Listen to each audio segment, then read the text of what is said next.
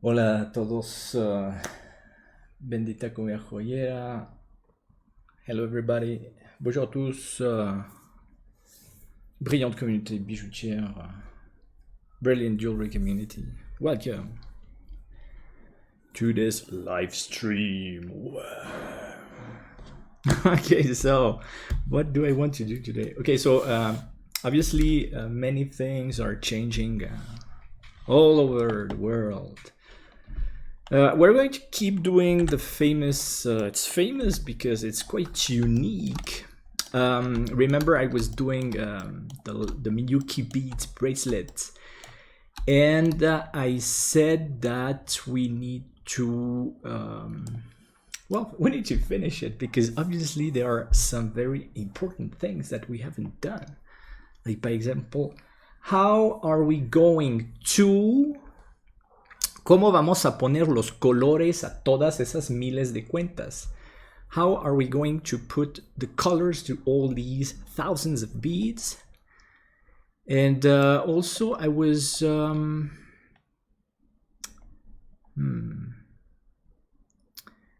Let me see something. Why this file doesn't have the...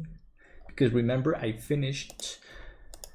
let me check the directory. It's this one. Live. Okay, that's why. This is this file. It was a bit out. Okay. We were here because I made this magnificent jewelry finding of gold and brass for the bracelet. So we have that, but we need to make the knots here. We need to tie this. So we're going to work on that, but also the very important thing is how are we going to give all the colors, because let's see a reference. This is a reference example of a MIYUKI bracelet. Okay, as you can see the stitching here on the sides, that's why I made the stitching here. I made it a bit differently this time. This is maybe not realistic in my 3D version of the bracelet, but it's prettier. So, and this kind of bracelet, obviously you don't manufacture using 3D because the beads are glass beads that you need to stitch together. What we are manufacturing by 3D printing is this this part of the bracelet, because this I'm going to print and cast that in brass. Okay, so now the question is, I need to make a mirror of this. So let's go to mirror. So we're going to go really step by step with we still need to do... One of my cats already here. Hello. They want to be live with me. Come on, kitty, kitty. She's called Ayoka. She's a little fur ball. Very cute, obviously. Okay, so like I said, step by step, because this is live, and well, like you know, my everyday life is changing a lot. My general job has changed much, like many people. So we all need to adapt. And here we need a mirror here. So what are we going to do now? Okay, mirror based on this, and we have now, okay, perfect, on the other side. So the distance is pretty much okay, but it's okay. Yeah, that's perfect. We obviously also need this, but this one already has a mirror, but we need to change that to this. It should work to bring that to the other side. Is it Y? No, it's X then. Is it? No, X, Y, and Z. Okay, perfect.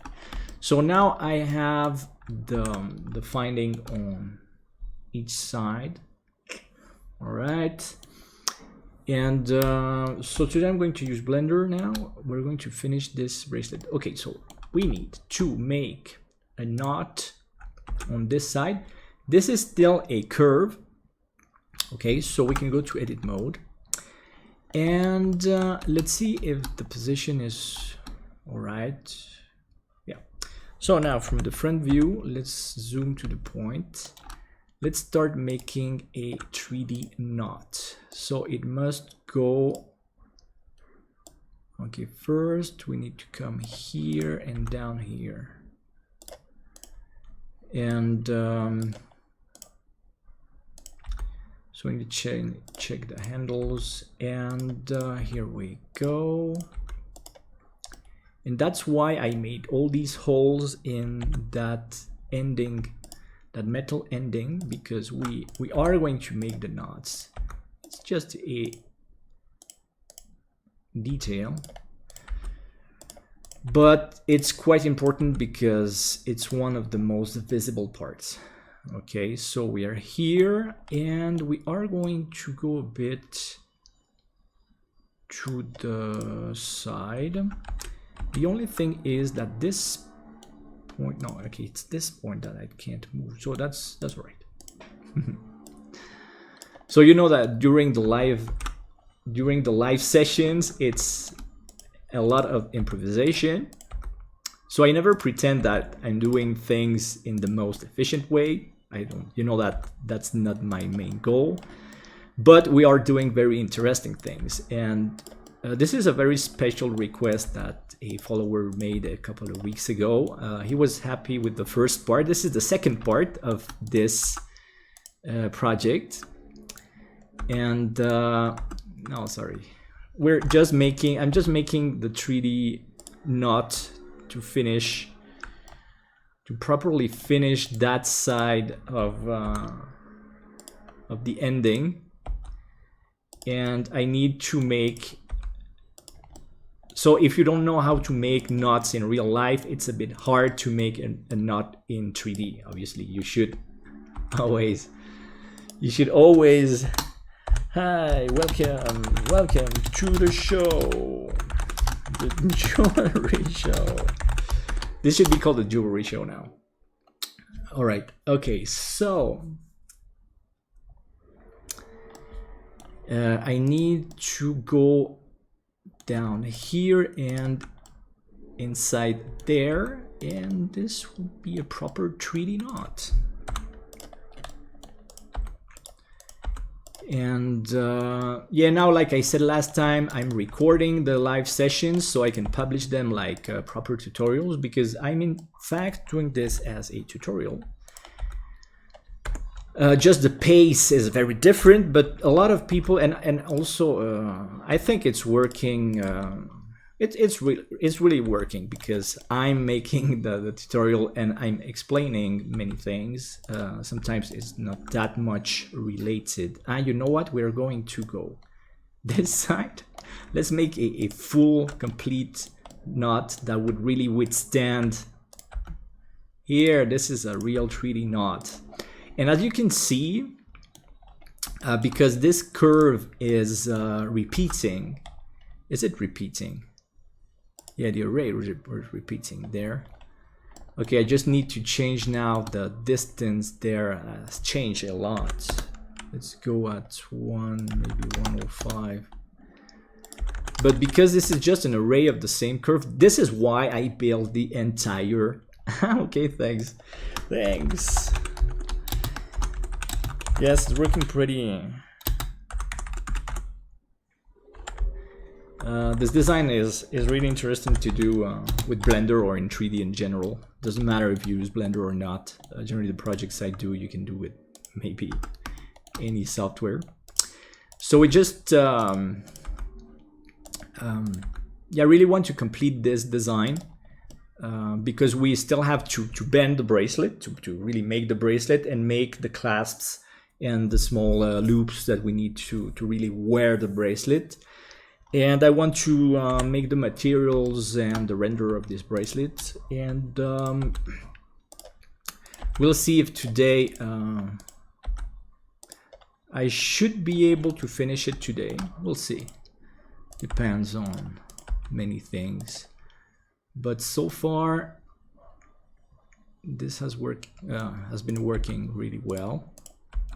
So do I have, okay, this is here. Okay, so this is just to make a 3D knot to really close the bracelet.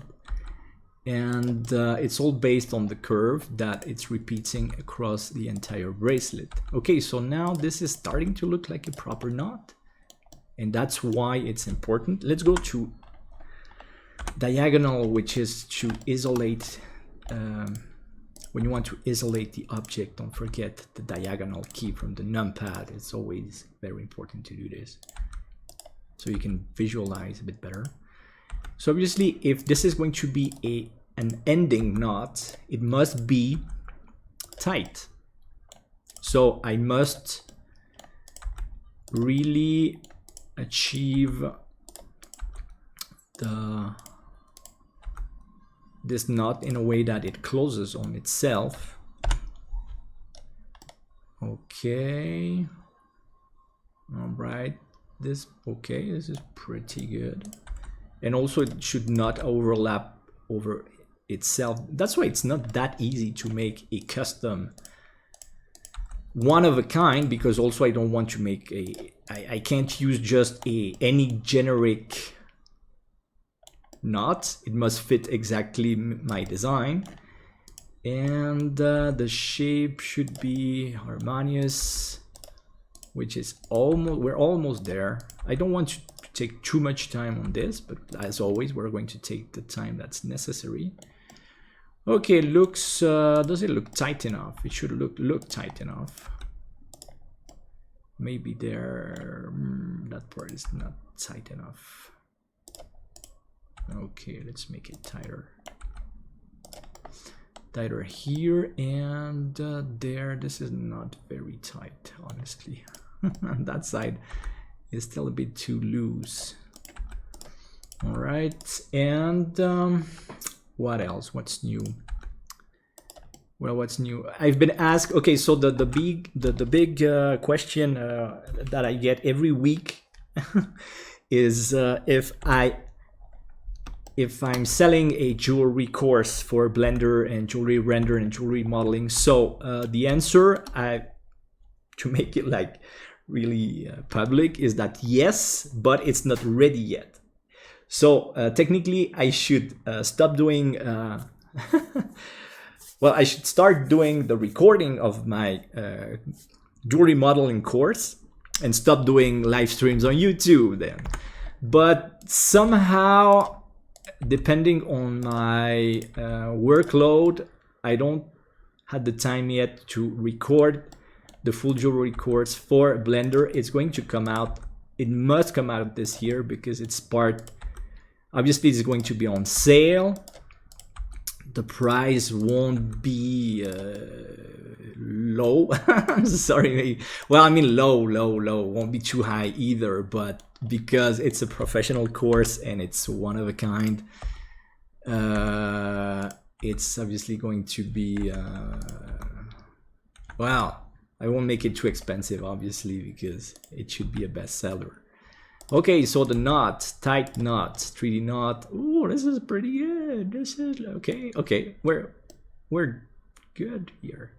Okay, so these are the knots on that side, and on the other side, I also need the same knot. So what we're going to do,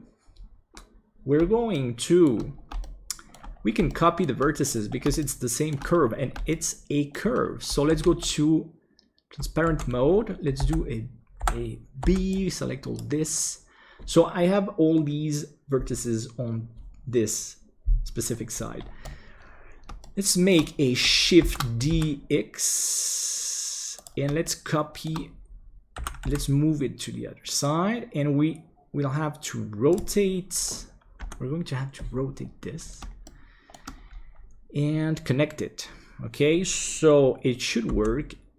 Let's rotate.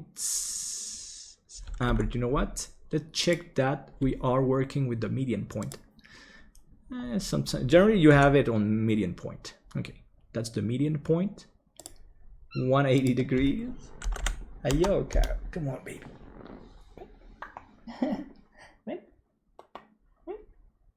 She wants to come with me because when I speak a lot, it's funny because one of my cats wants to be with me when I speak a lot. She loves my voice, so she wants to be on my lap, by example. All right, so this is the 3D knot on the other side. It should fit almost as well. And now I need to find the vertices. The vertices, where are the vertices? I know I won't stop the channel. Well, okay, let's talk about when did I start making this channel and why, and also why I'm going through what problems I'm going through with the channel so people can understand. Because, okay, so we have this vertex and that vertex, F, and this is perfect. Is it perfect? Well, I still need to put this knot into position, but it's pretty good. So transparency. Now I need to find, let's move it. Should be here. Is it? Okay, must go higher. Well, I need to adapt to this side and not to this side. The distances are not exactly the same. So this should go a bit further away. This too. Because the plastic, the nylon, can't overlap with itself, or should not. I just gotta go kind of here. Is it going to fit? Who's that? Okay, the other. Okay, that nylon is from the stitching all around. We'll have to work on that, but as a mesh, I think we'll make a 3D version of the knot. As a mesh. Now it's a curve, and I'm adapting the knot. And I'll do this on the right side. I already made the knot on the left side. Okay, so I started making videos years ago when I was still owning and running my jewelry school here in Mexico City, and when I started working with the software TreeDesign, which is a very famous French software, one of the most powerful jewelry software, it's called TreeDesign. It's from Gravotech. It's a huge engraving business. It's a French enterprise company. It's a French company. So they bought the TreeDesign software, which is called TreeDesign. It's a software. It's not the activity of tree designing. TreeDesign is a software. It's a jewelry software. It's a French software. It competes against mostly Matrix because they are in the same price range. They are expensive software, but they're very powerful software. They are all they have very dedicated tool, more than Blender, more than the Jewelcraft add-on. But they're very expensive, but they're very powerful. Businesses like Cartier, Swarovski, Pandora, if you know, many of the major brands do use TreeDesign instead of Matrix, by example. I really prefer the interface of TreeDesign is amazing. So I started working with them as a jewelry school here in Mexico, and I'm the official professional trainer instructor here in Mexico for TreeDesign, and I also sell the software, and I give technical advice and demonstrations and technical support also for the software in Mexico. So I started because obviously I was well, basically I still am one of the most important instructors in Mexico for all the jewelry field. Anyway, so I started working with them, and that's when I started making tutorials for that software, because it was new for me working with that software, not making 3D. Making 3D for me wasn't something new, but working with TreeDesign for the jewelry industry, jewelry design, jewelry business was became a lot funnier, because TreeDesign, the interface is really pretty and it's super efficient. So it was a dream come true. Okay, that knot is good enough. Okay, we're done on that side. So we have the knots. Now I need to adapt the distance of the array for the knots. Let's find 3, 3, 5, maybe 3, 5, 7, 3, 5, 8, 5. No, sorry, 3, 5, 8, 5. Don't forget the 3. Okay, we're pretty good. We're pretty good, but there's something weird with this side. I need to go further. Let me check this. This guy should not be that long. So obviously I need to readapt every time the array was like 1, 5, 1, 6. Okay. And but it's gotta be okay. It's well, adapt the array when the entire knot is ready, right? I need to check this side. Okay, make it tighter on this side, make it tighter on this side. Okay, and that's when I started making tutorials. And well, obviously the channel was not a boom like that at the beginning. Now it's growing steadily, and people are very happy with my channel, and I'm very happy too. And it's really growing, and it's trending, also starting to trend more because well, basically it's me, and it's just me making this. There are other people trying to do this, but it's like hard to compare with the experience I have in the jewelry design field. I've been designing for 20 years and making jewelry. I've manufactured thousands and thousands of jewels for me, for my brand, because I have my own jewelry brand here in Mexico. It's all custom jewelry. And with my students also, I manufacture thousands of jewels. So in designing any kind of jewels, even this kind of jewels we used to manufacture and teach also. So that's when I started, and that was like around 2011. Okay, so I started with the channel like seriously in 2012.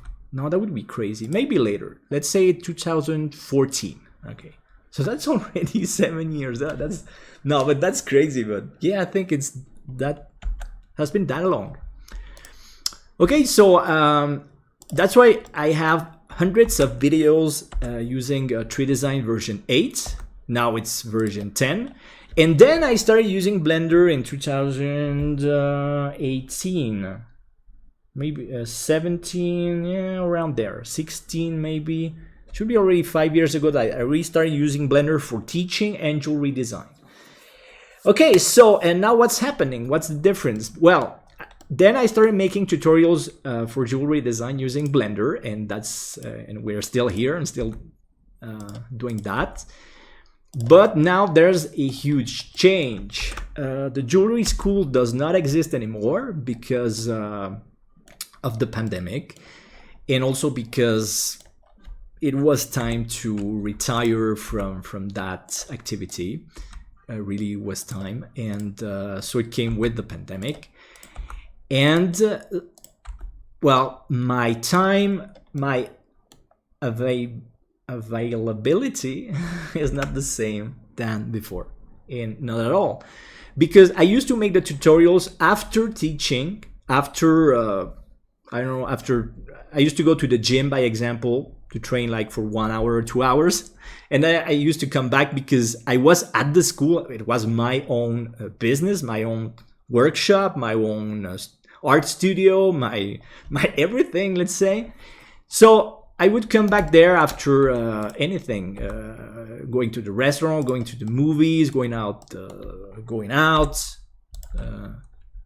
seeing friends and whatever. Then I would go back to school. So to make something interesting and make something productive when I wasn't manufacturing jewels or designing something else, I started making tutorials in between lessons, my teaching hours. And it was, because for me it was like breathing. Making the tutorial was like a breath of fresh air.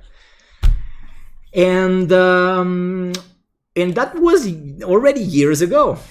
And it started being part of my life, and I would do a tutorial a week easily. Then I started with 2 or 3 and things like that. Okay, the 3D knot is ready on each side. Looks pretty nice. There's something that's not very logical. It's why. Ah, yeah, I know. Okay, this. Okay, I'm just going to change that small ending because this must be shorter. It must be shorter here on the inside. What a 3D knot! It looks tight enough. That's actually exactly how I would do a knot with nylon, because I'm very bad with these kind of. That's not the kind of jewels I make. I work gold and silver, and brass and copper.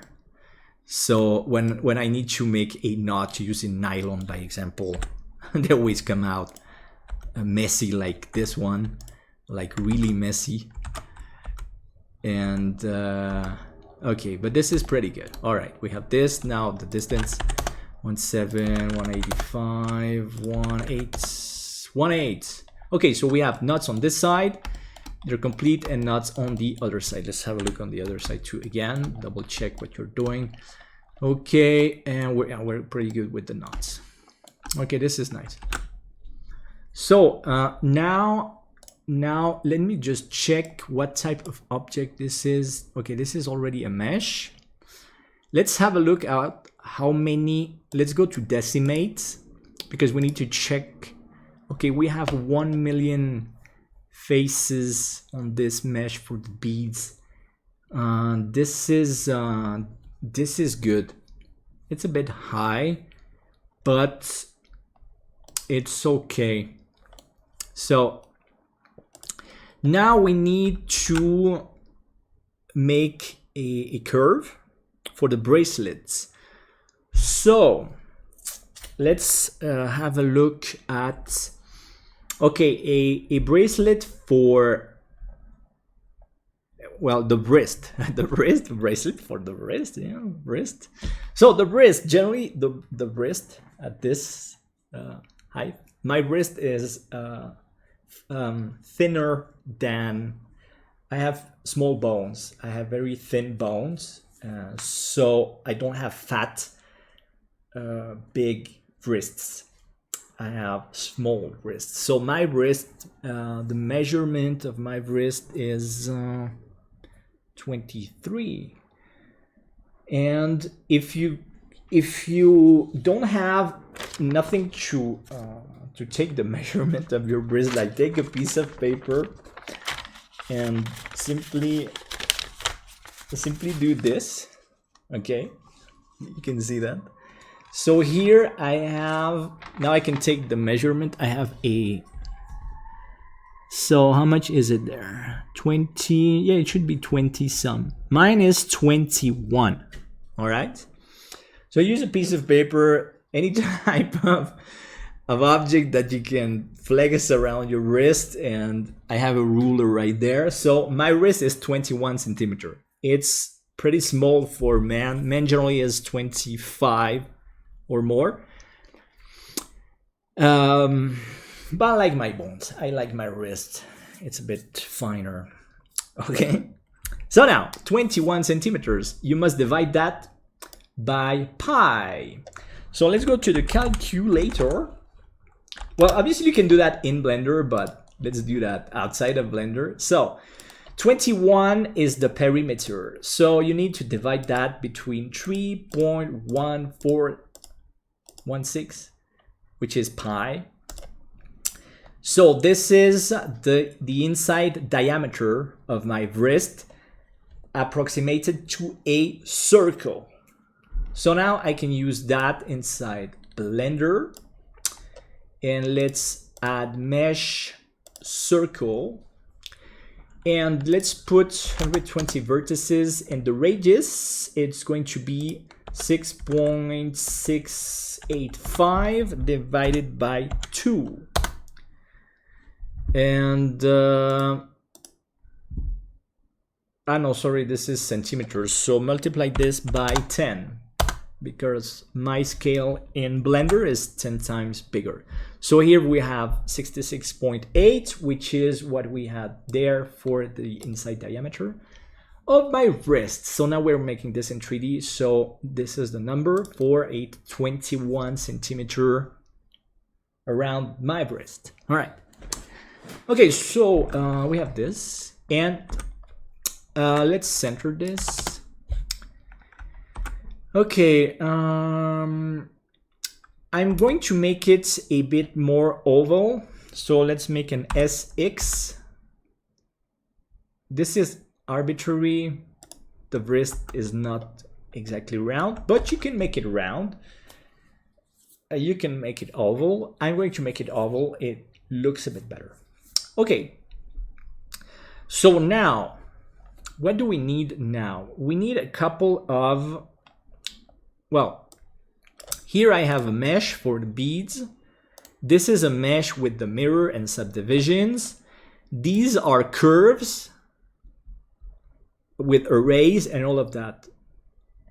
I'm going to make a copy of this and convert it to mesh. So I'm going to make a copy of everything and convert it to mesh. Because also some of the nylons they need, well, first they need a bit of corrections. So I'm going to make those corrections before I bend. So next step is bending the bracelet in Blender. It's not that hard, but you know that sometimes we have problems with orientations, right?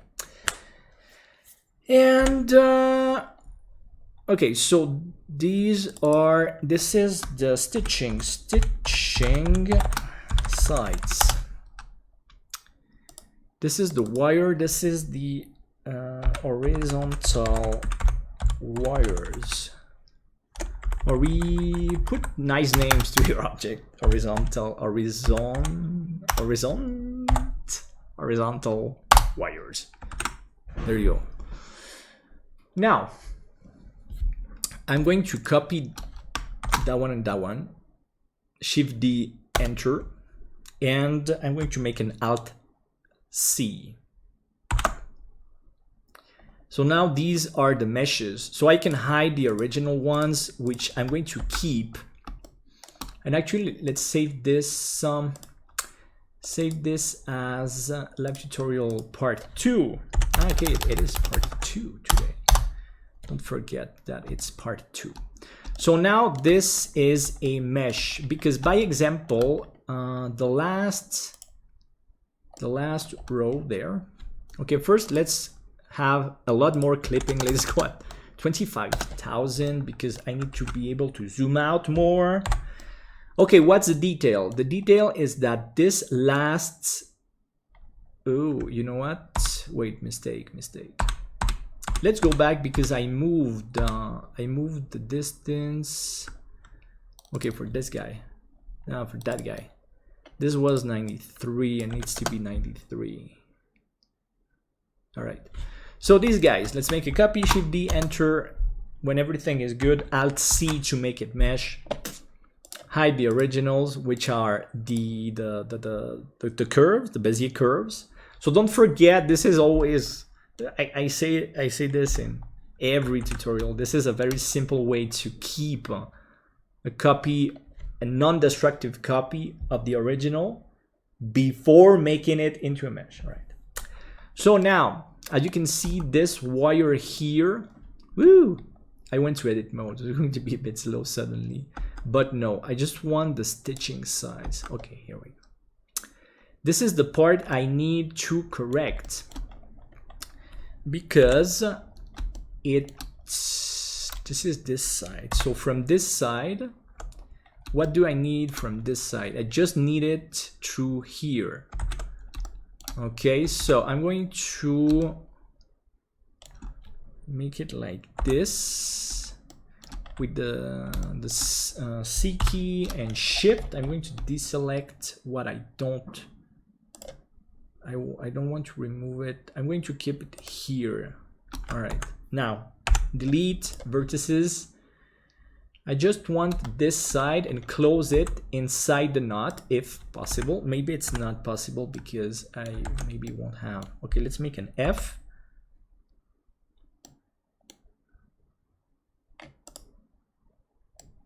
Okay, did not close because I need those vertices. You need a full. Okay, let's work this more closely. I need a clean cut of an end in circle. Transparency Alt A, sorry. Whee! Let's select all the vertices that are not making the clean cut. Whoop! Got this. Delete vertices. Now I can select the ending loop. Well, you can select it in many ways. You can select with the control key all around here and coming back there. Okay, F. Now I can close it. So the nice part is I'm just cutting the nylons that are closing the bracelet on this side, and this should end. Well, it's not too bad where it ends, honestly. Let's go with a proportional editing. Let's turn it on here, and let's move with G key. Okay, G.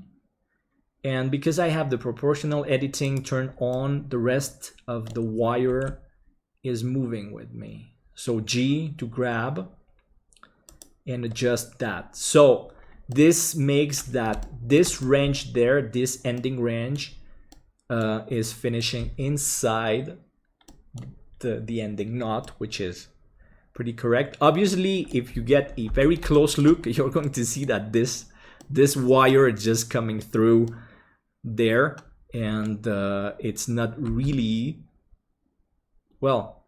Let's see if I can move it there, so I can avoid the overlap with the brass.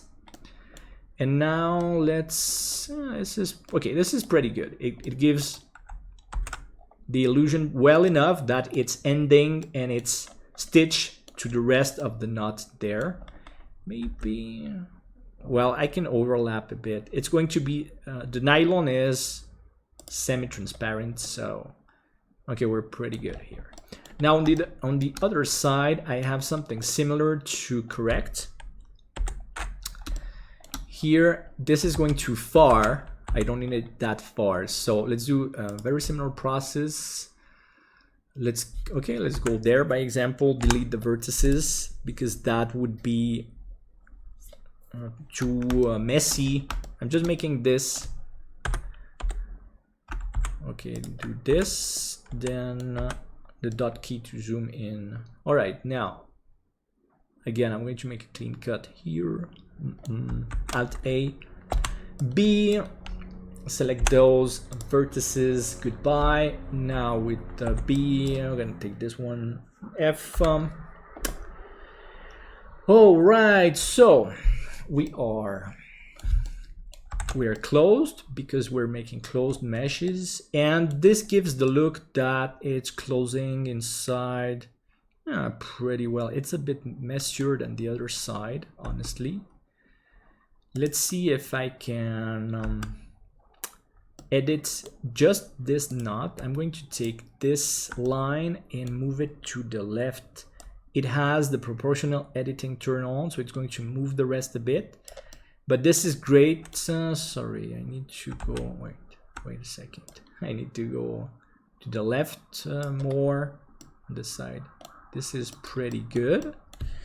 Top view for a second. This can vary like that. It's not too bad. Alt A. I'm going to move this a bit back.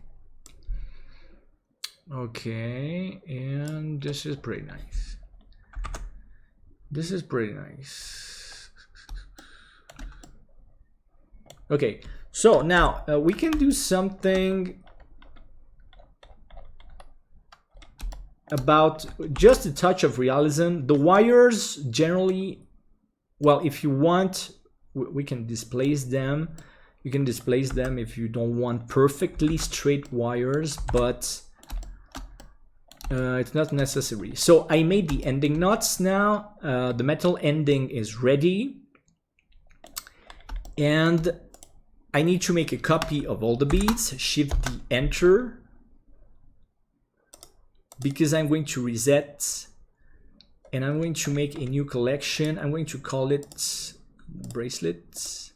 Well, there's already a bracelet, but let's call this collection bending bracelet, which is the actual goal. Everything I'm doing now is preparing the bracelet to bend. Okay, so these are the beads. This is the copy. We're going to move them here. Now the wires, this is the mesh copy. Let's move it here. And I need the clasps. So the clasp are 2 objects yet. So make a Shift D, enter, Alt C. I'm applying all the modifiers. We're going to move that to the bending bracelet there. Plane and all of that. Make a Control J.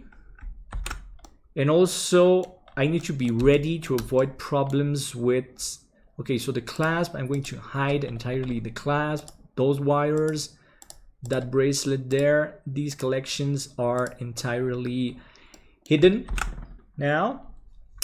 And we are going to see if the materials are ready. Okay, so this friend here, the bead glass. Let's go to UV editing. So now it's going to be the other important step. So step 1 is going to be to bend the bracelet, but then also you need to find a way to make all the colors for the beads, because the beads, they're gonna have a pattern, well, any pattern that you want. Let's say this, and the question is that we need a material to make these colors. And well, I have my own trick. We'll see that trick later. Okay, so let's take all the beads A, and let's make a UV projection from view bounce. Let's make that from the view, from the top view. You need to see all the, well, really all the beads. So again, if you're not sure, from top view, UV from project from bounds. So all the beads, these are all the beads, all right? So the distances between the beads are even. And this should be okay for this material. Okay, but now we're going to bend the, so I need to find the where's the, okay, this is the shape, the wrist shape,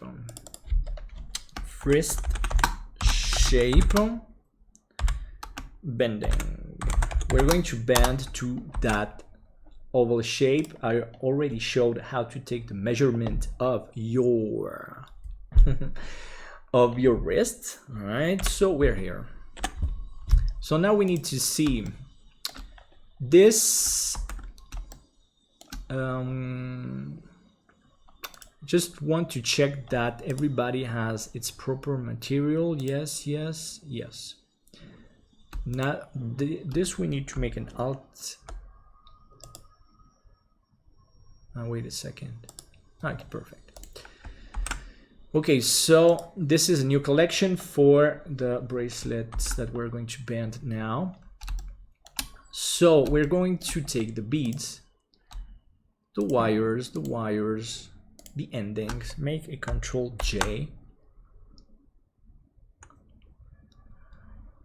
and now we have the complete bracelet mesh. I'm not totally sure it's going to work with the entire mesh. It should, which the important element here is the Control A. Well, we are, well, sorry. You need to center the origin of your object here. Let's go to 0 on Y, Now let's do something. Let's go to edit mode. So here we have some million faces, but it's not going to be too slow. I need to select the ending. Let's take this vertex. Select this vertex, which is the most left one, and make a Shift S cursor to select it. All right, let's go out of edit mode and make an object set origin to 3D cursor. This will allow me to fully center. It was almost already centered, but let's go at 0, 0, 0, and now the bracelet is totally centered. Generally, that helps a lot when deforming things in Blender with the modifier Simple Deform. So I don't want to twist that. It would be kind of fun. But we're not here to twist the bracelet today and now and today, right? So let's go to bend. No, sorry. Well, you could use the bend modifier, but no, I'm silly. Obviously, it's not that. I don't know why I went there. We need the curve modifier. I made a curve. Curve modifier. The curve object is our very pretty oval here for the wrist. And come on. Don't tell me. Okay, let's see from the list. Yeah. Stitching. Why is that? But who? I'm sorry, this object became inadvertently. When did this one became a? So whatever, let's do it again. Mesh. This one became a mesh. I had it selected when I didn't want wanted that one, whatever. Bien, entonces this is the pleasure of making things live. Wrist shape, whatever. This is my circle. But it was never. I need to add a curve Bezier circle. Thank you. So the size is 66.8 SX. Okay, now it's a curve. I don't know. I added a mesh from the beginning. Sorry, people. You need to put more attention, people. Somebody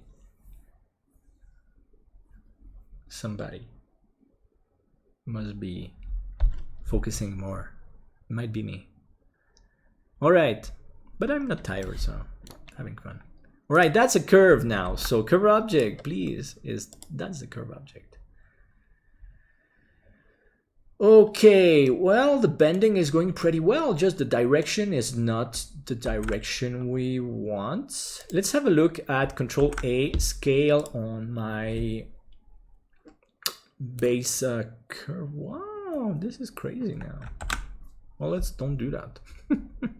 Anyway, the orientation. So the orientation of the bracelet, it should be on X, go at 90 degrees. All right, okay.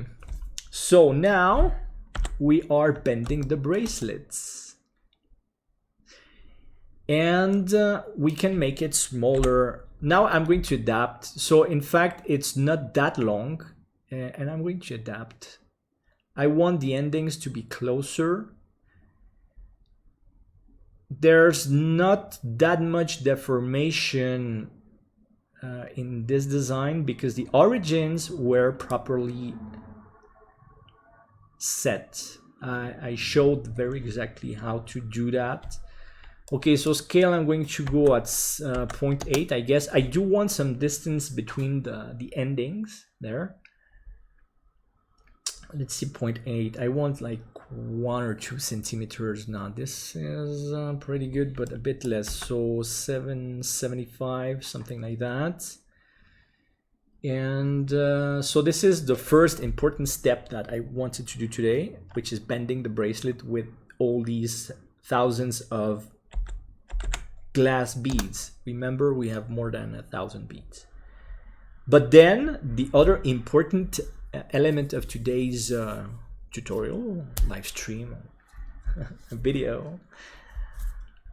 Okay, is that no? I want less. I want 7.3. I want less distance between the endings. We are going to make the loops and a T clasp to make it realistic.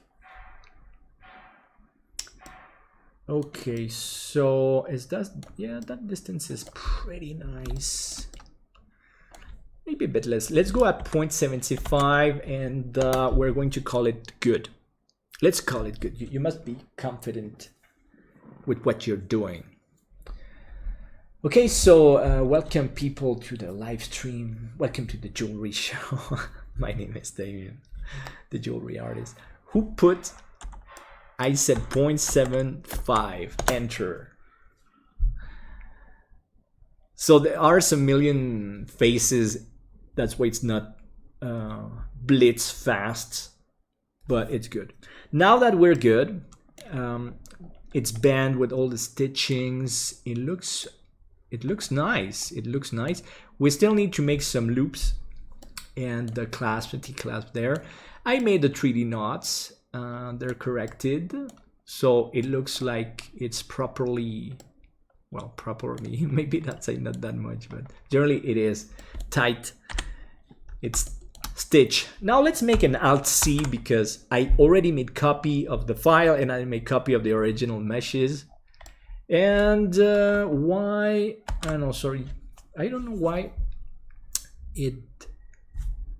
Because sorry, it's okay. Make the modifier apply on the mesh, obviously not on the curve. Thank you. There you go. So now the bracelet is oval. Now I'm going to move it into this direction just because I prefer this angle for the camera, but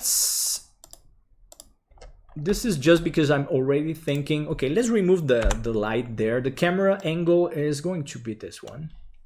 I'll control the 0. Obviously we see nothing there. Let's go to the camera because the distance of it, this is almost a constant. Let's go to the clip distance. Let's put 25,000. It should be pretty 5. And let's move this, say, around there. We're going to make a rocky set. I want volcanic stone for the background with a lot of, you'll see, it's going to be a lot of fun. These bracelets generally are pretty tight, even if it's nylon and they're stitched. You can always have a look at, don't forget to look at a reference image. So I have my reference image is something like this. So they don't bend much. They have some deformations, but that's more when they're, or you can see the nylon there coming out too much. That's when they're not that perfect quality. But if you look at another bracelet, maybe this one, it's okay, you can see the nylon there, that one coming out a lot. That's a bit of fail during the manufacturing process. They're handmade, so it's always hard to have them perfectly stitched. But I think I have, okay, this reference by example, you can see this one is very high quality and the stitching is perfect. So it can be done in real life, so it can be done in 3D. If you have a look at the beads, you can see that the alignment does change from time to time. That's why I said if you want to have the maximum realism, you can use a displacement. Actually, well, let's try just, well, you should do earlier, prior to bending, you should do the displacement if you want the beads to be a bit uneven. But I very probably can do that using also the displacement on the material. So it's all right. Anyway, we can try. Let's have a look at displacement. A very slight displacement maybe. Obviously not that. Let's use a new texture. Let's put any kind of uneven texture just to see if it's still time. I don't think, because like I said, you should. So let's use maybe this one. But obviously, let's make it very. Let's go at 0.05, something very slight. Just to deform very slightly the beads. We could also make a vertex group of the beads. Let's go at 0.01. Also, I could make a crop on the... Okay, this is making... All right. But let's make the deformation on the y-axis, because I don't want it on every direction. Let's have a look with a stronger displacement there. Let's try the direction, maybe X. I don't want that direction for... Okay, I want this. So. But I want it... Let me show exactly what I want. So let's create a cube. A big cube. And let's use the cube as origin. Local object, coordinates object. And select the object, which is the cube. Because I want to make the displacement a lot bigger. So now I'm going to turn the strength back to 1, which is way too strong, but that's to see the effect of the displacement. Which is that. That's not too bad, but let's make the cube even bigger. Or try to rotate the cube, maybe 90 degrees on X. Okay, this is what I want, but very slight, and I want the cube to be bigger. So let's go at 80 for the scale of the cube. Obviously, I can move it further away on the z-axis because that's not affecting this orientation. Okay, we have this, so it's working. You should do that prior to bending and only to the beads. This is, I repeat, this is, why did I close that window? This is because, by example, if you take a reference image, when you look at the beads, you can see that the position of the beads, it is not systematically straight. So you can use well, you can do that in Mesh Edit, or you can do that with the displacement modifier like I'm doing now, but you can do it prior to bending and do that only to the beads. And just make like a wavy pattern. So you could also use the wave modifier. There are many ways to do that. Or now you could, and you can also do that through the material. Now I'm just showing using the, so obviously the strength, let's go at 0.1 because I just want a slight disparity on the beads over. And this is exactly what I'm getting now. So obviously it's affecting the entire geometry, but that's also great because in fact, the nylon is never also perfectly straight and flat. If you bend the nylon a bit too strong, it gets a mark. And generally when you're stitching a bracelet like this one, like a MIYUKI bracelet or a peyote bracelet, you are going to get some bending marks on the nylon. So that's why I'm introducing the very simple idea. I mean, many people know this. Okay, so maybe, okay, this is interesting. So we have some uneven beads. And if I want the waves to be not that small, I can keep making the cube bigger. Let's go at 111. Why not? So my wave pattern over my displacements, yeah, this is what I want. It could even be a bit stronger. Let's go at 0.2. And, well, depends. You choose. This is pretty nice. This is pretty... No, this is too strong. Because I don't want sharp... I left the shading on the beads. I left it sharp because they're going to be made of glass, and generally I prefer the look. Okay, but this is great. So now we can hide the cube. We can hide this cube. All right, so the modeling of the bracelet and the endings are done, but we still need some loops. So let's make some small loops. Let's add a mesh circle. This time it's a mesh. Align to the view. And the size. What size are you there? Ah, no, sorry. Size 3. On the inside, maybe 4. Okay, let's go to edit mode. Extrude. Yes, let's make it like this. I don't want just a torus loop. I want a flat IA with bevel. Extrude this like this. And actually I want a sharp bevel. So bevel this, bevel me that, bevel me this, bevel me that. This is going to be one of our new signature phrases. Bevel me this, bevel me that. Okay, scale there. Okay, this is exactly what I want. Set origin, what did I say? Okay, set shading smooth, yes, but normal auto smooth. Material is golden brass there. All right, and this is exactly what I want. And we're going to call these loop. This is a loop. Let's make an alt C because I don't want the model, the bevel. The bevel me this, bevel me that already worked. So now we're going to place them, let's say like one by one. You could use a, what's it called? Rigid body simulation to make the loops fall into place.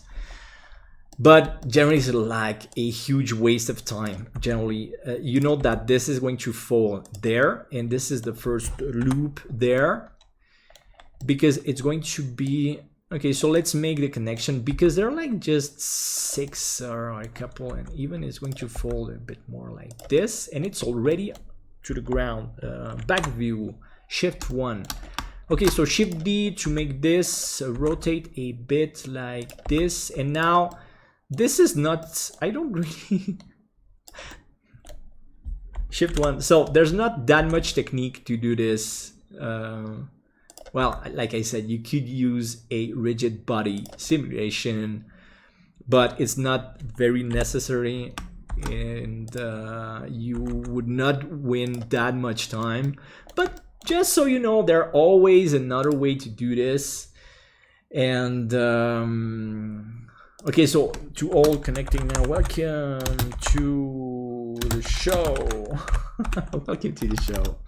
Welcome to the show, the jewelry show, the jewelry show. So I need to. Damien Rohrbach. I appreciate people connecting. Welcome to the show. All right, so now save this, save that. Okay, so let's keep on. Let's put a couple of loops there, here and there, and so because the set I'm going to create today is going to be a volcanic rock set background, which is going to be funnier. This is already good enough for the amount of wires, and it can go all under the level. It won't be a problem. So let's take this, let's take that. Let's make a shift D rotation, and let's bring that one there. I don't want the same pattern on this side. Honestly, I don't want the same pattern. Obviously, is it big enough? Yeah, it's big enough. Perfect. To fit that magnificent ending. Okay. So I'm going to change this. I don't want exactly the same angles for these friends because I don't really need that. This is, like I said, you could use the rigid body simulation to do this, but you would not win a second of your time. You would even maybe lose time. Okay, so the wires, they should touch and like think like gravity. You must think and imagine that gravity is affecting the loops and put them into position. Let's go to the camera view because that's where I want to see.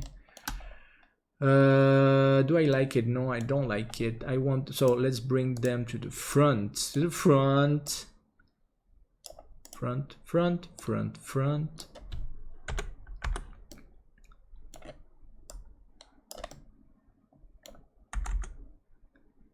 And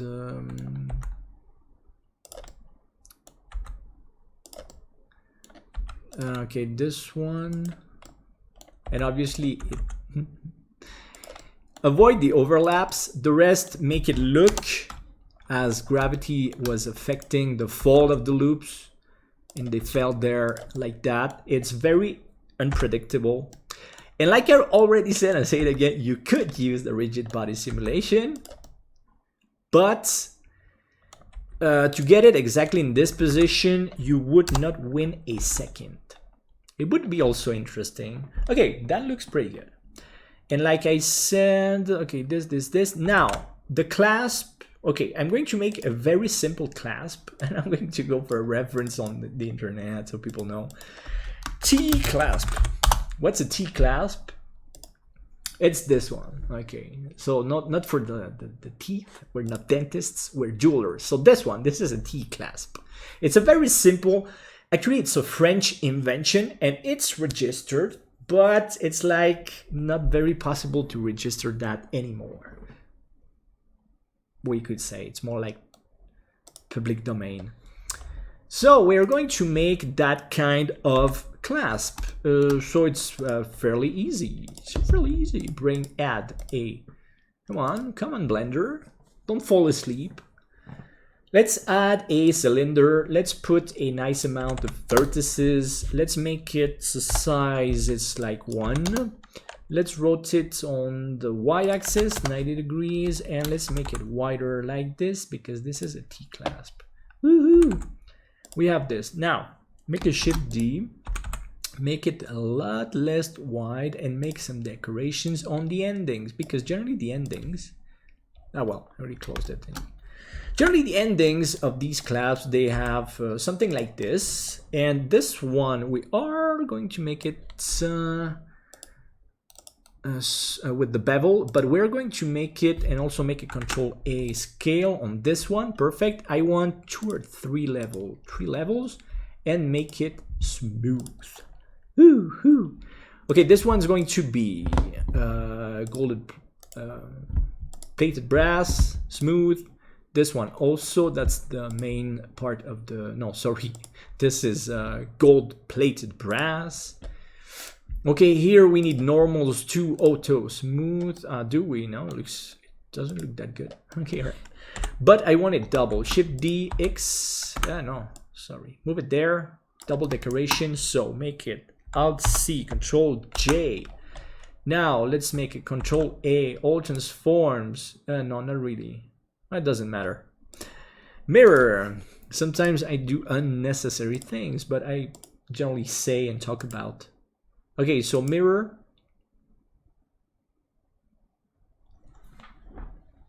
Wait a second.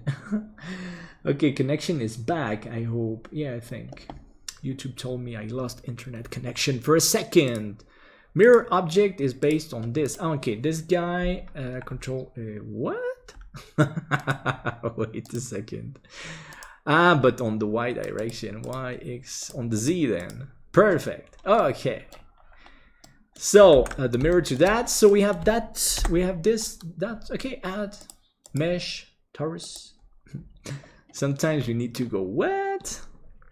Okay, thickness of my friend, the torus, these are going to be rounded, but I need this at 3.5, which is 7 decimals. It's a bit small, yes, I need a bit bigger, but it's a bit fat, so let's undo that.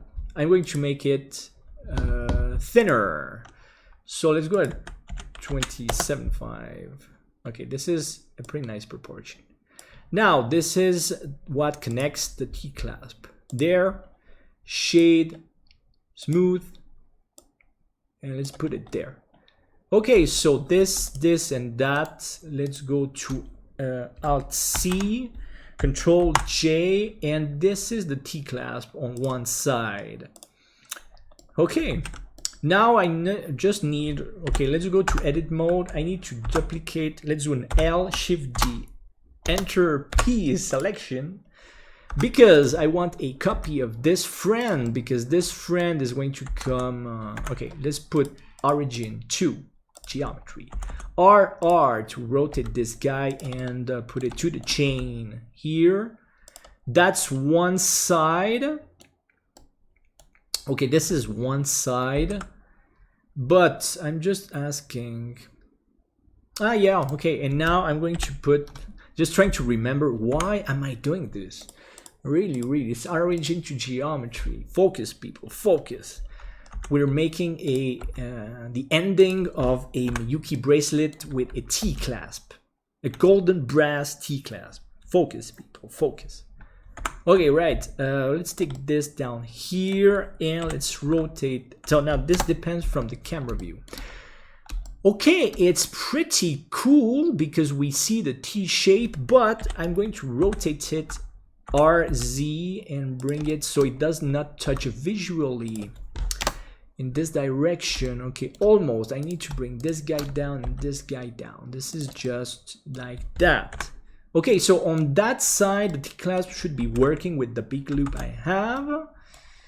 This should not be, no, it's not overlapping. This one is overlapping pretty much. You can see here on the left. Focus, people, here on the left. Okay, so vertical here, Alt A. And okay, this is great. This is great. So now, technically, the modeling, the 3D modeling of this MIYUKI beads bracelet is done, the entire modeling. I made the beads, which are, well, we need then to make the material, but I said the modeling is done. So the beads, there are more than 1,000 beads. More than 1,000 beads. The S go to the beads, not to the 1,000. Okay, so more than 1,000 beads. Check. Nylon stitching the bracelet, check. We have 3D knots to the metal findings, check.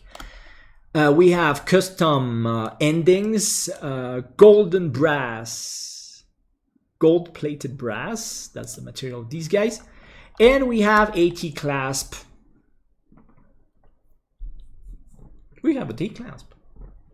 What more do you want? Okay, so this is perfect. We made all this. So this is part 2 of this tutorial, and we bend the bracelet to a realistic size and shapes. And we even put a slight displacement over the bracelet to simulate the small real life deformations of the bracelets. Because you know that the beads, they don't really perfectly align all the time. All right.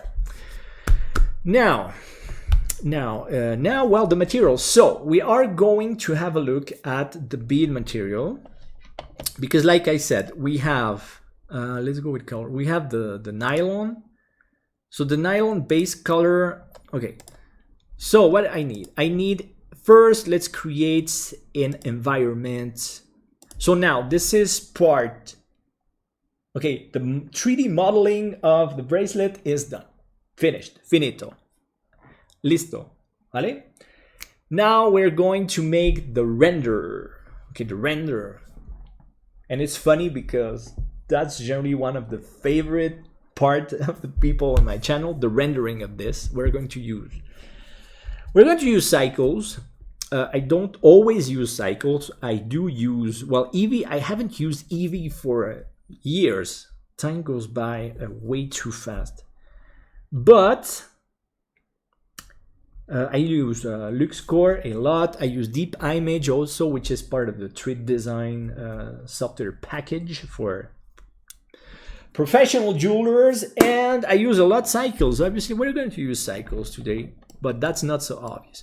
So anyway, let's go to environment. So I'm going to bring one of my favorites. So people who buy my assets or members, they get my textures and all of that. That's why it's cool to be a member of my channel. You should subscribe as member. Okay, it's not free, but basically you're buying 3D assets, and they're really cool. All right, now let's go to shading. Let's go to shading. Obviously, let's go to render preview. So the scene is not optimized yet. So what I'm going to do, I'm going to optimize the bracelet for rendering. First, this is a very important job. So let's go File, Save As, Render, Rendering. I almost always save when I'm done with the modeling. I'm done with the modeling. Well, welcome. You're welcome. You are welcome. You're welcome. Okay, so I always save a file. When I'm done with modeling, I keep that file untouched because it's not optimized for, it's optimized for the non-destructive part of the modeling of that asset or bracelet or jewel or whatever I'm doing. So then I save a file for the rendering. I would say that obviously because, by example, this bracelet has a displacement and all of that. You should get rid of all the modifiers. It's the first step in optimizing things for rendering. So make an Alt-C. But obviously when it's applied, if I wanted to change my modifier, it's too late. So that's why you save your rendering file apart. Now we need to make a decimate because we don't need that many. Okay, here we are almost at 4.5 million faces. Face count 4.5 million. That's very normal. That's very normal. After modeling almost anything, you're gonna have millions of faces, but you don't need that many faces. Generally depends on the distance. Well, actually, it's true. I'm going to make it's not that much of a close-up. This is like a general view of the bracelet, and that's great. That's good enough. All right, but if I want a close-up shot, then I'm going to keep all the face count to a very high level, and the rendering times are going to be slower and all that. But if your computer is made for designing, you have many video cards. Well, I'd say you should have at least 2 when you're making renders, or one very powerful like 380 or 390 video card, at least one, or several 1080 or several 2080. Okay, so optimizing. Yes, well, depends. If you want quality, don't decimate your object. If you want to win some minutes, because you are going to win minutes, but maybe if your computer is like not so powerful, if you have 4 million vertices, you should really decimate that to something under 1 million. You should go to something like 500,000, or if you can, 200,000. Obviously, the more you decimate, the more you destroy your geometry. Obviously, the decimate modifier is friendly with the geometry, because that's why they were developed. They were developed to remove unnecessary geometry without affecting the shape of your geometry. So mathematics are at work to make your geometry a lot lighter without changing the shape. But obviously it does remove faces. So if you set the factor, this is ratio 1, which is 100%. If you put it at 0.1, it's going to be 10% of the amount that you want. Let's say you have 4.5 million. If you put 0.1, you're gonna start to target 450,000 faces, which is 10 times less. Okay, that's just the way it works. But anyway, I want a very high quality render. So anyway, I'm not going to decimate in this occasion, because while I was talking, because this is improvisation. Well, I know what I want to do, but I did not train to make this what I'm doing now. But anyway, I love Blender. I use Blender all the time. So it seems that I'm fully prepared to do what I'm doing. Just that I love using Blender. And okay, so we are going to go to the shading. I'm done talking about optimizing. This is very simple to optimize. You just do a decimate on your mesh and you're done. Okay, so we have 3 materials. We need the gold-plated, gold-plated. So here we're going to input an ambient occlusion on the base color. It's going to be distance something like 10, depends the size of your object, and let's put a golden color. Something like this should be pretty good. All right, and okay, this is what we get with these guys. Metallic 1, specular 1, roughness 0. This is fully metallic. Okay, we are going to put a small, okay, the samples, I love to go higher than 20. Distance 20, okay, it's pretty good. Let's add a bevel on the normal to smooth out the edges. Also samples at 16, and this should be maybe at 0.1. Depends the size of your object, okay? Let's make a zoom on it. Why is my friend not zooming in? Ah, because nobody's selected. Thank you. Okay, so we are here. Now we need, you can use an image. There I do some scratches with a texture image. Come on. No, but don't put it there. Suddenly it appears out of nowhere. Okay, let's remove the rendering preview. It's a bit too slow here. Obviously at 4 millions, and disconnect that. That connection is just fun, but doesn't go there. I don't know, it just snapped there automatically. Okay, it goes to, put it to normal, but go to bump, add a bump node right here. It goes on height because I'm not going to use a normal map. I almost never use normal maps. I still use images, like normal images. Scratches, something like, well, something like this, because also I'm going to connect that to, anyway, let's connect, okay, let's see preview here. Obviously one should be, it's going to be way too strong for the bump. Way too strong. Almost sure. Okay, it is. But it's not too bad, it's not too bad. Let's go to back view and let's zoom to that. Okay, so let's have a look at this.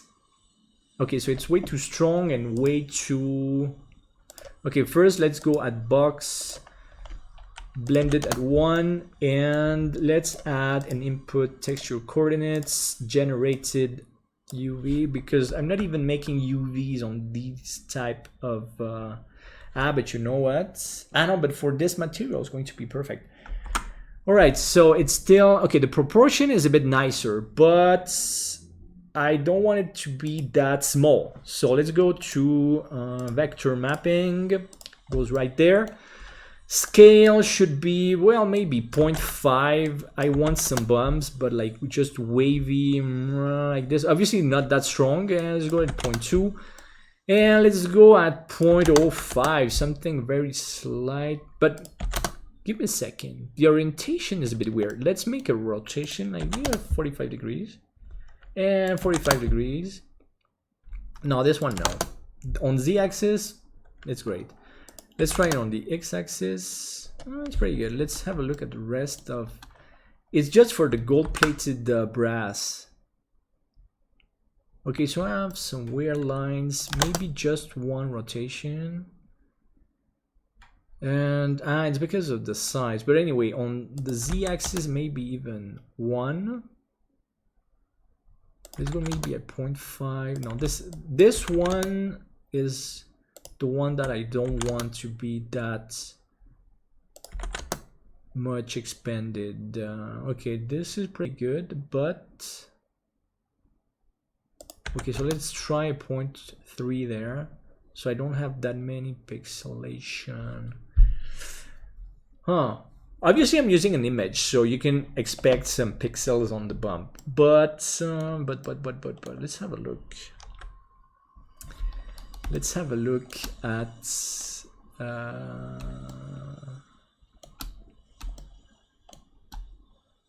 huh. Yeah, it's way too strong anyway. Let's go at 0.2, but it's still pixelating too much. So I'm going to have a look at a procedural bump.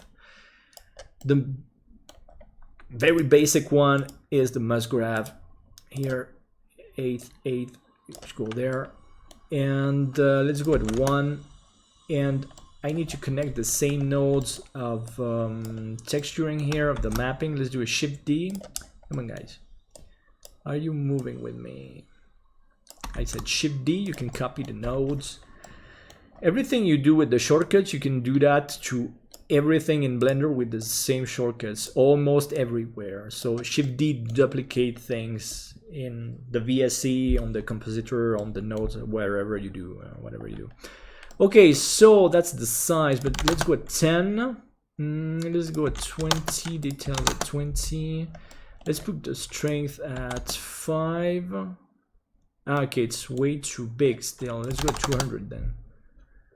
Okay, so let's go strength at 0.1 now. Okay, this is what I wanted. Just some wavy. Yeah, but it's still too big. I want it smaller in this occasion. Let's go at this, and not that strong. I just want a very slight bump on the metal. Well, it's too small now. Let's go at 200. All right, it's pretty good. Okay, but I'm going to use the image I was using for an effect on the roughness map, I guess, or maybe on the metallic, or also maybe on the color. Well, that depends. Let me load. Let's remove. No, let's go directly to the roughness node with the image I loaded earlier. And I think it's already making the effect I wanted on the roughness map. So it doesn't look polished all over the place, which is very accurate for a gold-plated brass metal, okay? But what I love doing here, let's make this at 0.3, let's make this 0.1. 0.2 is pretty good. So you can start seeing that some parts are not that polished, but the contrast is not good enough. So we go to color, brightness, contrast here. And let's start making crazy number. Let's go at contrast like 2. And this is what I want, just small stains here and there of like water stains, unpolished parts, and putting an image like this one is quite great. Now here what I see is that the musgrave scale, it's too big. Let's go 200. I don't want that many ripples. Let's go at 50 and not that much. Let's go at half that, even a 1, because I want it to be really slight and not that systematic. For that, the musgrave texture is not the best because the musgrave is quite much systematic. Okay, but this is perfect. Now this is perfect for this. Maybe the color is a bit too light, but depends the side of the view. Okay, perfect. Now the next material, the nylon. So the nylon, I like a nice blue, light blue like this, but this is going to be a nylon. So the only thing I need to change, I need to make it not that rough because it's plastic. Let's go very low here. Let's make it a bit metallic so it reflects a bit, and we need some transmission. Let's go maybe at 0.8, and this is already great. Let's make the specular tint at 0.7, and specularity is pretty high because it's a plastic. Let's go at 1. Okay, so the nylon is already ready. This is thanks to the transmission on the principal shader, right? And there are many colors of nylons for stitching these kinds of bracelets. And I want a blue nylon because that's the color I like. If you've seen and remember the my first publication, this is a MIYUKI bracelet I made for testing. You can see that I made a very similar nylon, but the stitching was different. Today I made a crossed stitching, which is maybe not realistic, like I already said, but it's better looking. Okay, so now comes the most awaited moment. How do you make the pattern for all the beads? Because you have 1,000 beads and you want some patterns of colors. So we're gonna talk about that. But first, let's just make the bead glass. Let's say you don't want any pattern. So let's make a what? Red, pink. Let's make pink, pink. Let's have a look at pink, but like a nice reddish pink here. Okay, let's say I want some pink. So it's glass also. So the IOR is already close to that. You can have some glass at 1.3, 1.4, 1.5, depends the glass. I'm going to leave it to 1.45. It might be lower, it might be a bit higher. And depends also the environment you're using and all of that. All right, so I'm just going to put some transmission. Let's go at 0.8. So it depends a lot on the type of MIYUKI beads that you're using. This one's looking pretty nice. I am going to add, I think, a bevel on the edges. So the bevel nice is very nice, but remember it makes the rendering slower, especially if you put like 20, well, let's go at 16, but with that amount of samples, and let's go maybe at 0.2, 0.1, because they're quite polished beads. Okay, now roughness is more like at 0.1 or even 0, and it all depends on what type. This type of beads these are the metallic MIYUKI beads. So we can make them metallic if we want. Let's go at 0.2 on the roughness, metallic at 0.8 maybe, depends. And you can see that the look changes a lot. This is already close to what I had, well, what I did in my first render, okay? But, okay, so this is great. This is very easy. You just have one color on your material and you have metallic beads and that's it. No problem at all, okay? It's very easy. But I want.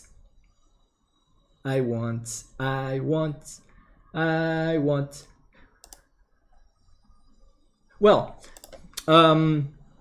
we are anyway first going to, no, okay, let's go directly to the problem. So there's a way that I use. I'm going to show you an image and you're going to understand. This is an image with the colors. And this I made that one using Corel. So you could do that in Blender using planes and cubes and colors, but I use Corel a lot. You can use any vector software. All right, you could use any vector software. So for a second, let's go and remove the viewport preview here. So we are going to make squares. Let's make some squares. 3 by 3, and let's put a color for this guy. Let's make like any color, maybe this. Remove the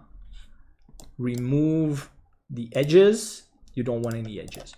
Okay, so now the bracelet here, front view, remember that we have 1, 2, 3, 4, 5, 6, 7. We have 11 rows. These are 11 rows. I don't remember how many columns we have. So I need to go back to where I have the arrays of the beads. Well, anyway. So take the beads and let's have, I have some hundreds and how many? Okay, we have 120 columns. So let's go back to Corel. Let's go back to the file of the rendering. Don't save this one. Okay, so we need 11 copy paste. We need 11. So just for viewing concerns, I'm going to keep the edges of these squares visible. All right. So we're going to make 11 rows. We need 11 squares. Let's take the node and we're going to create, how many do I have now? Need to count 3, 4, 5, 6, 7, 8. I need 3 more. Copy, paste. But yeah, just do a very precise placement, please. Node to node. Okay, all right. So we have 11 and save this. Let's save this here. All right, so pattern. This is a pattern. This is a vector pattern. You could do that in Blender and make a render of the entire color pattern, but it's slower. So now I need 120. And believe me, this is going to be one of the fastest way, believe it or not. CV. Obviously, you could use a nodes also in the shading, but you won't have that much control. I want a lot of control over the pattern and to be able to do it in a timely fashion. Okay, we have 8 per 2. It's going to be, I have 16, so let's go at 20. Okay, now I have 20 columns. I need 120. So this is 20, copy paste. This is 40. Just grab, I need to grab the perfect node of the corner. And don't rotate it, move it. Grab node to node. We have 40. So it's just this. Now we have 80. And just copy it once more. And you have the entire pattern of the bracelet, which is 11 rows per 120 columns. Yes. So now we need to choose the pattern, because here I'm going to put the colors, and this one, well, the size, I'm going to make it a lot smaller because it's not size related. And let's see here, I can directly know the center of the, okay, the centers, these are the center of, okay, so the center is here. And because I have an even number of, remember, I have an even number of beads, there's no middle bead. There are just 120 columns. So, so my pattern won't have a center bead. But anyway, let's start making the pattern in any way you want. And this is where you're going to decide the colors. So by example, this time I'm going to make something different. We can do, okay, so let's start selecting. I'm going to make maybe a V. This is like pixel art now. It's going to be like pixel art. I don't know, because look at bracelets. You have patterns like this one. You have more complex. This pattern is more complex. It's more interesting. you have centered. This one is centered, but I can't make a centered one like this one because I don't have a center bead. I can make a center though. We have V patterns like this one. So I won't make, well, no, yes, I am going to make a nice pattern. So let's start. The center beads are here. So let's start. Okay, white, gold and white, purple and gold. White, purple and gold. Because I must decide the pattern, the colors too. I can tweak them later, but not that much. What colors should we do today? I think white. I'm going to use white, that same purple, and gold. So let's have a try. Okay, I have this. Let's try to.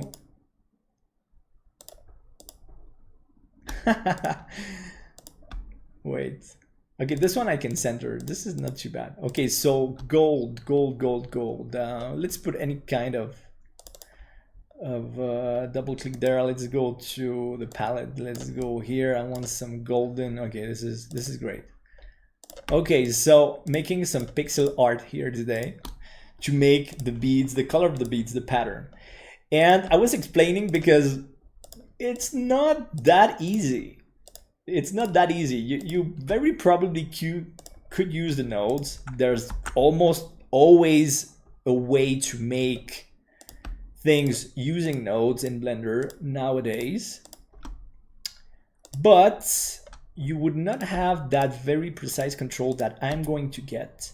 And also you need to understand here, I just need to make 1/2. You're gonna see because, well, depends. I'm going to make a symmetrical pattern.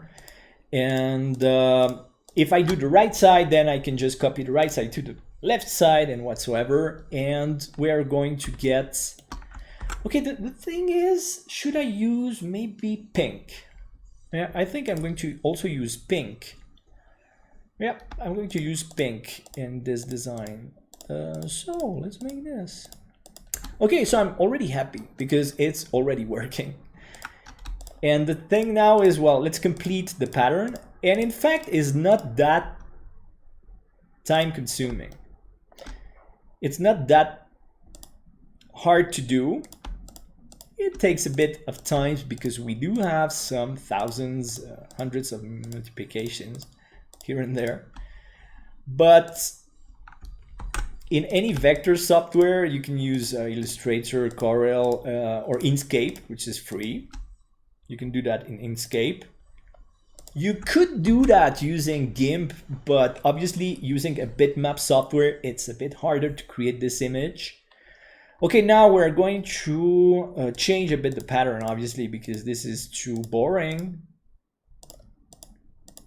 What? Who's selecting what there? No, I don't want this.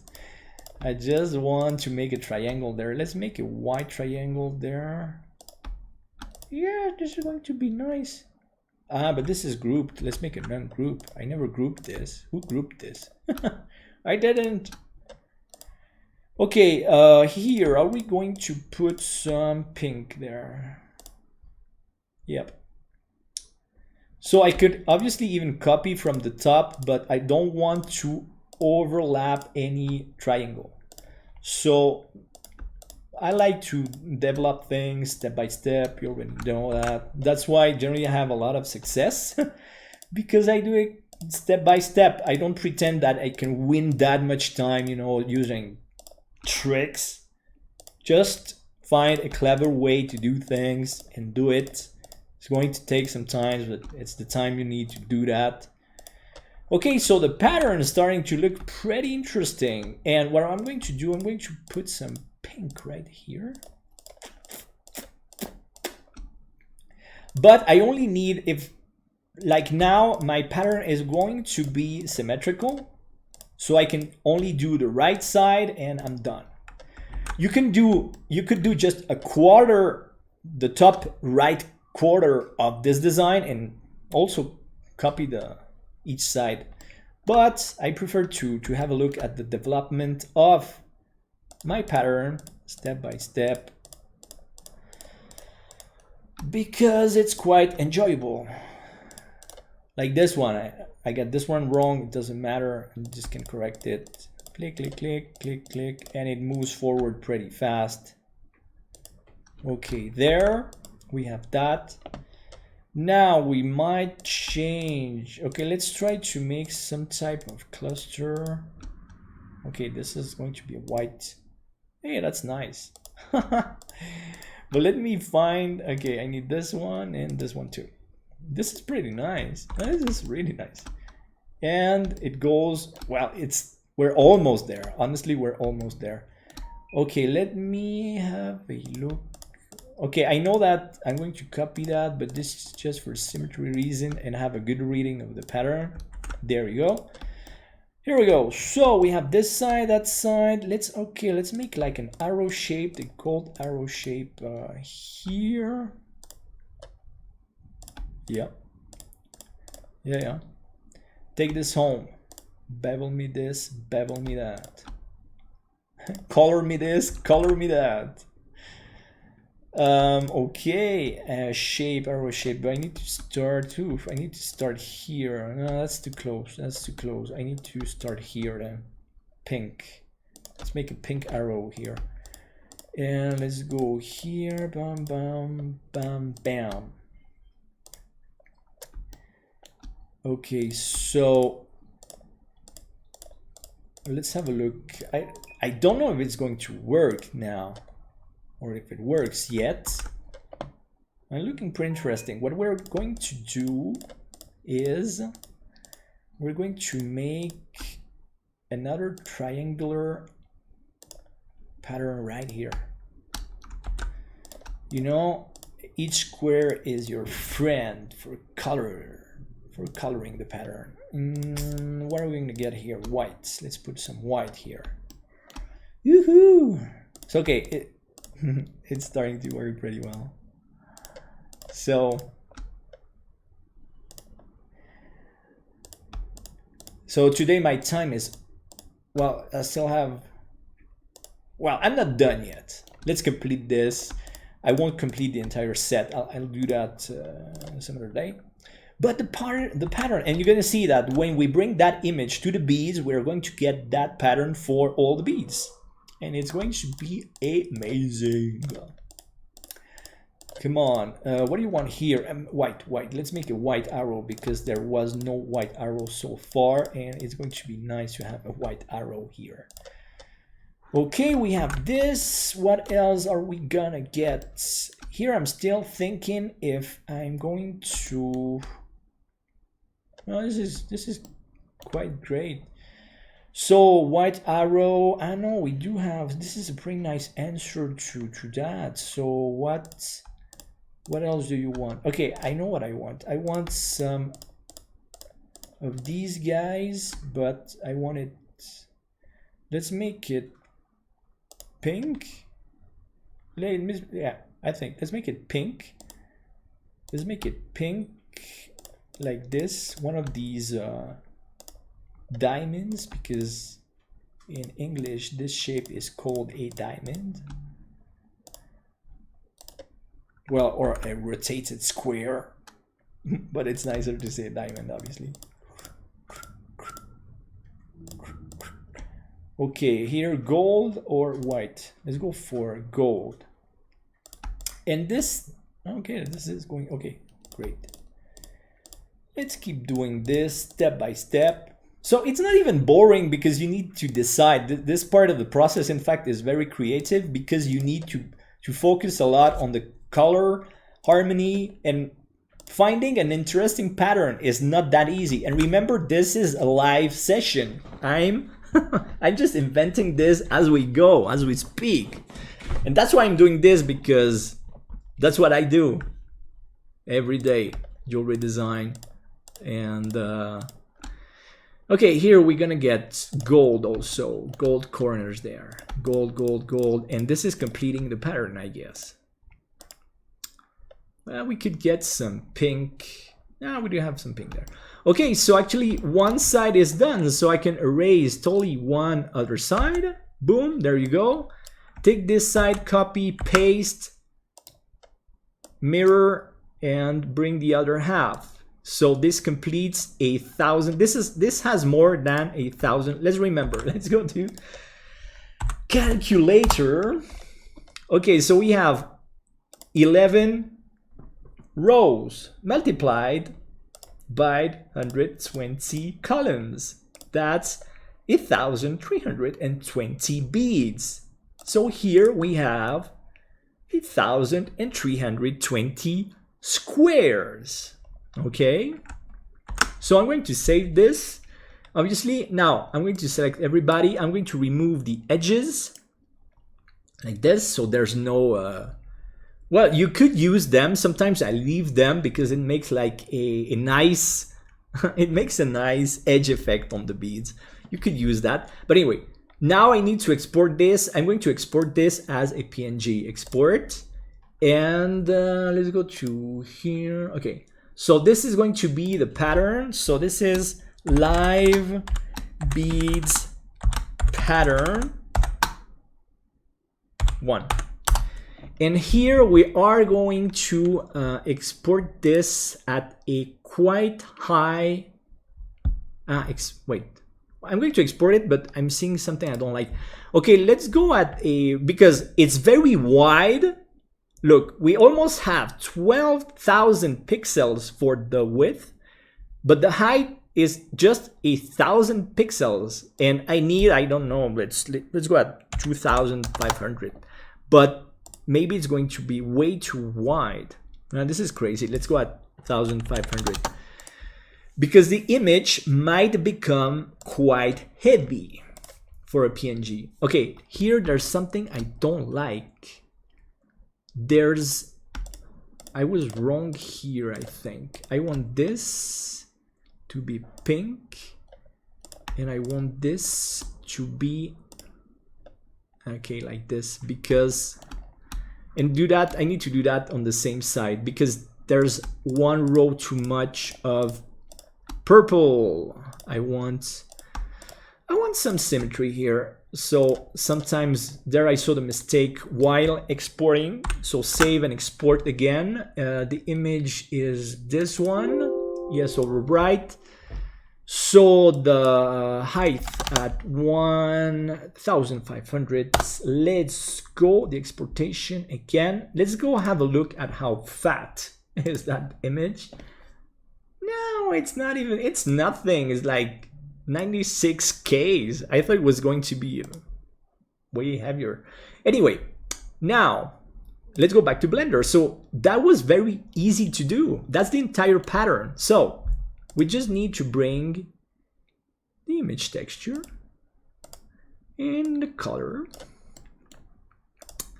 Open. So let's bring the live. This is the pattern I just created now. Yep.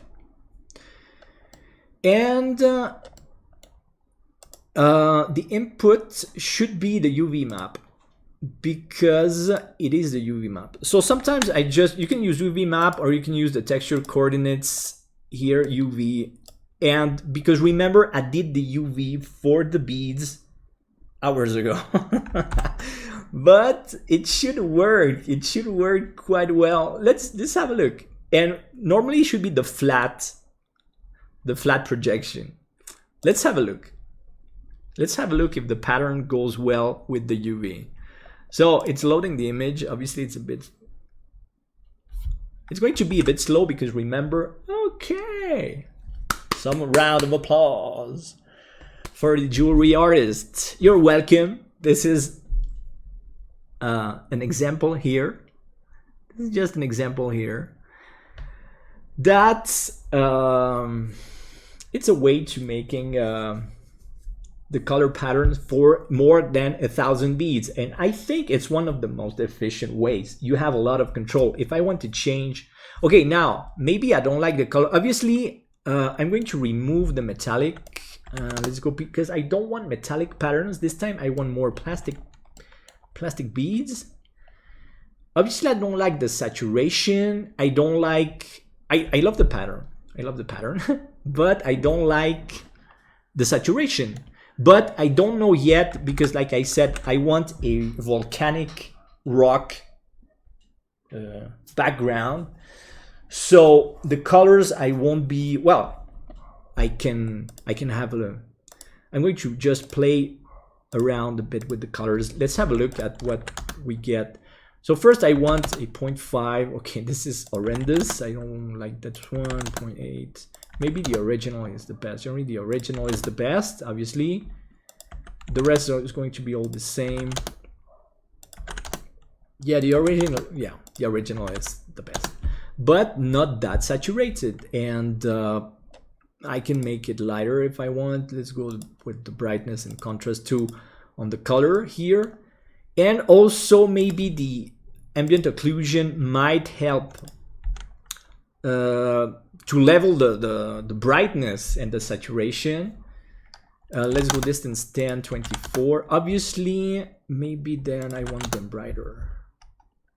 And let's go back to saturation here.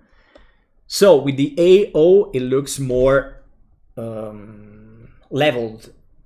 Without the AO, there's a lot of saturation on the beads because there's a lot of light without the ambient occlusion. And this would be just a starting point. But this is what I wanted to achieve today. Yeah, we achieved it.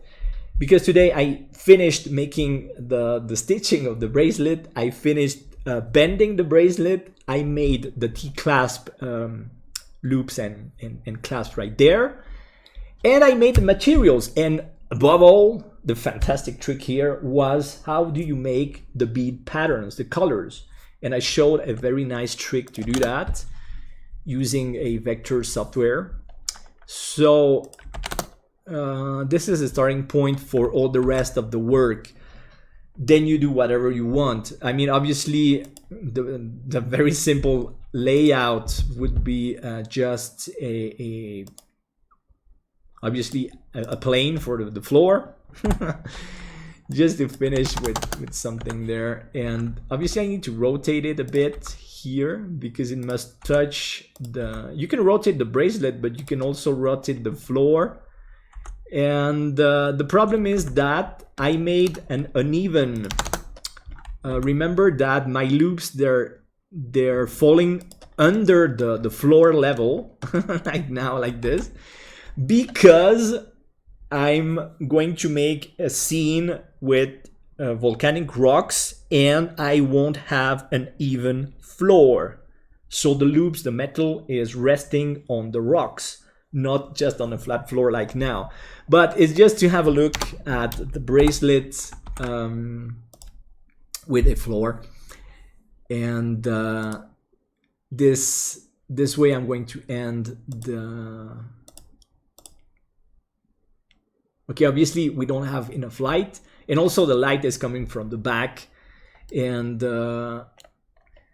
but the goal, today's goal, was to finish the materials, finish the modeling. It looks great. So now you know to make the pattern, go to any vector software. There you can make the patterns very easily. In fact, just import the image. Obviously, then you can also add some roughness on the beads, make them metallic beads, make them glass beads, make them plastic beads, whatever type of bead, just make the material. And that's it. So that's all for today. Thanks for joining. It was like, how long was I streaming today? I don't even know. 2 hours. That was great. They went by very, very fast. So I was, as always, very happy to make, well, it was a tutorial. That's the second part of the MIYUKI bracelets. This ends the videos about the MIYUKI beads bracelets using 3D, using Blender this time. So we made absolutely the entire modeling, and I also showed a very important trick and a very nice trick too. So I hope you'll show your appreciation. Obviously, you can subscribe to the channel, you can become members. the most advanced level members get the 3D scenes with materials and all the 3D model. So that's pretty nice. Anyway, brilliant and beloved jewelry community, blessed jewelry community. My name is Damien Rohrbach. Any 3D modeling you need, just write me by, you can use Instagram. Many people use Instagram to request 3D models, or you can use the email also, or Facebook. Also, you can very easily find me on Facebook and Instagram to request any, well, obviously paid. If you want a custom model, 3D model, I do a lot of jewelry modeling, but I also do a lot of animal modeling and a lot of assets. And anyway, it was a pleasure to have you here today. Thanks for your support messages, and thanks to make the channel grow. I'm very happy. And like I was explaining at the beginning, I started making videos years ago when I was teaching. I had my own jewelry school, and when I was at school, and well, because sometimes during teaching I had a lot of spare time. So I started making videos, but now because of the pandemic, my work has changed a lot. The jewelry school does not exist anymore. I work at home. I do a lot of 3D modeling. I am a jeweler. I make a lot of gold jewels and silver jewels, but mainly I make 3D models for international clients. That's my main income. And it's ironic because now the channel is it's trending more, it's growing at a nice pace, but I don't have that time left to make videos, which is the big irony of life. This is even a bit yeah, a bit stupid. I didn't say that. No, it is it's well, it's funny. Let's say it's funny. It's a bit funny. It's the irony of life. When I started the channel, I had a lot of spare time because I was spending a lot of time at my school, and making tutorial was just an extra way to make, well, for me it was a lot of fun because I was able to show and explain a lot of things. Now the school does not exist anymore. The pandemic changed the world, and I could make really a lot of incomes making a full 3D course using Blender for jewelry modeling. I am going to do that. I am going to do that because, yes, I'm going to do that. And also a jewelry course for jewelry rendering using Blender. Yes, I'm going to do that. Many people have asked me if I'm going to do that. Yes, I'm working on that. But because my work is 3D modeling now, that's my main income, it's 3D modeling. And but yeah, I am already a YouTuber. The channel is has reached a level. Well, I'm starting to make a little money with YouTube, just like a little money, but it's already money. So it's nice, but I must be able to do at least one video a week. And like I said, it's very funny. The irony there is that when I started the channel years ago, I had a lot of time to do it, but the channel was not growing and had not that much interest at an international level. Now the channel is growing pretty fast. It has a nice international level interest, projection, and attractive for many people because I speak about many things, I show many things, I teach many things. So people are very happy of what they're learning with my channel and with me, but I don't have the time anymore. That's how life works. That's the funny. It's funny that it's the funny side of life.